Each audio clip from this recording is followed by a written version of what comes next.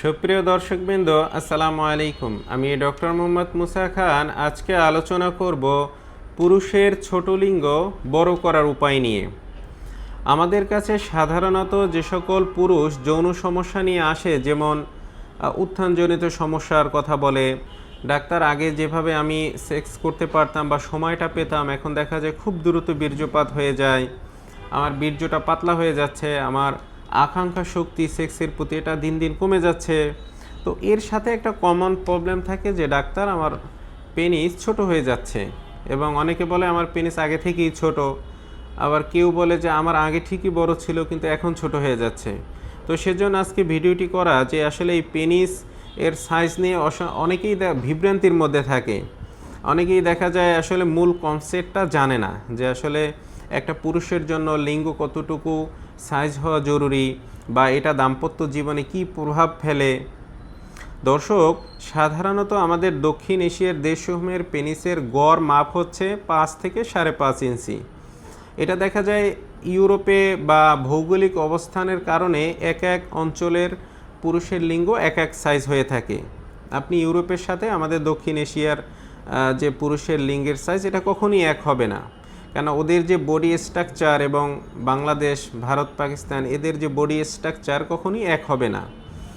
আবার দেখা যায় কিছু পেশেন্টের পেনিস ঠিকই আগে ভালো ছিল, হয়তো তার 15 বছর বা 18-20 বছরে পেনিসটা ভালো ছিল। অত্যাধিক পরিমাণ যারা মাস্টারবেশন করে থাকে এবং এটা যদি দীর্ঘ টাইম হয়ে থাকে এবং প্রতিদিন বা একাধিকবার প্রতিদিন করে থাকে, সেক্ষেত্রে আপনার পেনিসের যে টিস্যুগুলো থাকে এই টিস্যুগুলো আস্তে আস্তে ক্ষতিগ্রস্ত হয়। হ্যাঁ, পেনিসে কার্ভের মতো সৃষ্টি হয়। পরবর্তীতে আপনার যখন উত্তেজনা আসে তখন পেনিসে ওইভাবে ব্লাড সার্কুলেশন বা রক্ত প্রবাহ, রক্তের যে ফ্লোটা ওইটা ওইভাবে হয় না। তো দেখা যায় আস্তে আস্তে লিঙ্গটা কুঁচকিয়ে ছোট হয়ে যায়, সেই সাথে ইরেকশনেরও সমস্যা হয়। এই পেশেন্টগুলোই আমরা বেশি পেয়ে থাকি যে ডাক্তার আমার আগে লিঙ্গর পেনিসের সাইজ ঠিক ছিল কিন্তু এখন পেনিসের সাইজটা আস্তে আস্তে কমে যাচ্ছে। হয়তো তার 30 বছর বয়স বা 35 বছর বয়স, এখন দেখছে আগে থেকে 1 থেকে 1.5 ইঞ্চি ছোট হয়ে যাচ্ছে।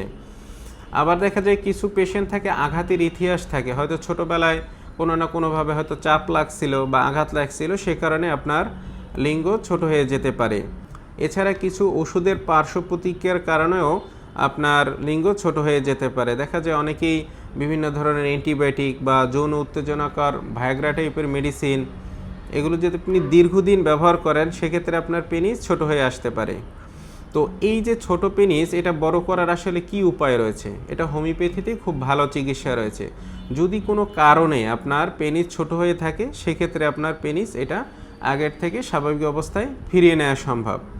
যদি আপনার মাস্টারবেশনের কারণে আপনার টিস্যুগুলো ক্ষতিগ্রস্ত হয় সেক্ষেত্রে হোমিও চিকিৎসার মাধ্যমে চিকিৎসা দিয়ে আস্তে আস্তে টিস্যুগুলো রিকভারি হলে আপনার রক্তের প্রবাহটা বৃদ্ধি পাবে এবং আপনার পেনিস আগের শেপে চলে যাবে। এছাড়া যদি আঘাতের ইতিহাস থাকে সেই অনুযায়ী ট্রিটমেন্ট দিলেও আপনার পেনিস আগে থেকে বৃদ্ধি পাবে।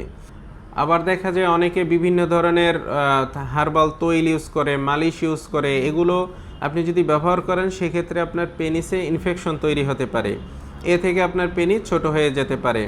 অনেকে পেনিসে আবার পাম্প দিয়ে থাকে এবং এটা দিলে দেখা যায় সাময়িক ঠিক একটু বড় দেখাচ্ছে কিন্তু পরবর্তীতে আরও তার পেনিস ক্ষতিগ্রস্ত হয়। তো আপনাদের যাদের এই ছোট পেনিস কোনো কারণে হয়ে গেছে, হয়তো মাস্টারবেশন কিংবা ওষুধের পার্শ্ব প্রতিক্রিয়া অথবা বিভিন্ন ধরনের মালিশ ব্যবহার করছেন অথবা আঘাত লাগার কারণে, তো সেক্ষেত্রে আপনারা হোমিওপ্যাথিক চিকিৎসা নিতে পারেন। এটা কিছুদিন ওষুধ খেলে আপনার এই ছোট পেনিস ইনশাল্লাহ আগের অবস্থায় ফিরে যাবে এবং হেলদি অবস্থায় ফিরে আসবে এবং আপনার শক্তও হবে, টাইমটাও বৃদ্ধি পাবে। তো দর্শক, আজকে এ পর্যন্তই। নেক্সটে আরও কোনো ভালো হেলথ টিপস নিয়ে আসবো। সবাইকে অসংখ্য ধন্যবাদ। আসসালামু আলাইকুম।